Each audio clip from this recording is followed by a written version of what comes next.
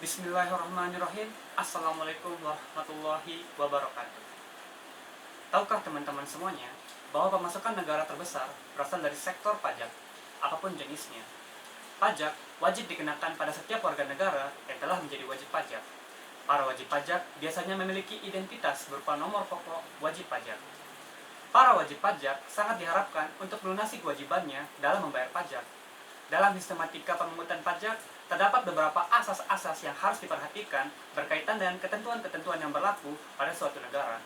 Maka dari itu, saya, lalu Muhammad Arif Prawira Negara, mahasiswa Fakultas Hukum dari Universitas Mataram, akan menjelaskan secara singkat tentang apa itu asas-asas pemungutan pajak. Apa itu asas-asas pemungutan pajak? Tonton terus video ini. Asas-asas pemungutan pajak.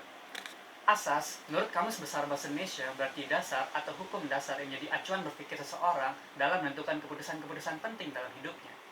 Pemungutan pajak dikenakan berdasarkan penghasilan atau pendapatan seseorang atau sebagian keuntungan yang diperoleh suatu badan berdasarkan peraturan perpajakan dalam undang-undang.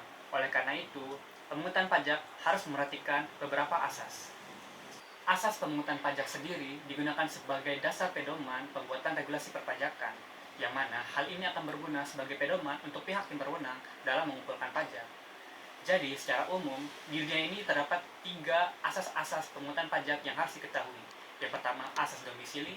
Yang kedua, asas sumber. Yang ketiga, asas kebangsaan.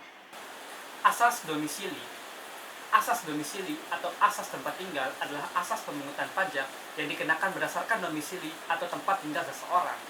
Ketentuan dari asas ini adalah negara berhak mengenakan pajak atas seluruh penghasilan seorang wajib pajak yang bertempat tinggal di negara tersebut, baik di dalam negeri maupun luar negeri. Asas sumber. Asas sumber adalah asas pemungutan pajak yang dilakukan berdasarkan sumber tempat penghasilan. Dalam arti lain, seseorang yang mendapatkan penghasilan di suatu negara akan dikenakan pajak atas penghasilannya yang diperoleh di negara tersebut.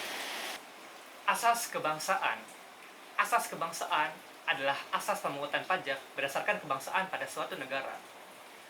Negara akan memungut pajak dari para wajib pajak. Misalnya, pajak bangsa asing di Indonesia akan dikenakan pada setiap warga asing yang bukan berkebangsaan Indonesia namun bertempat tinggal di Indonesia. Nah, itu saja yang saya sampaikan pada kesempatan kali ini. Saya lalu Muhammad Arif Prawira Negara. Wassalamualaikum warahmatullahi wabarakatuh. Viva Justicia.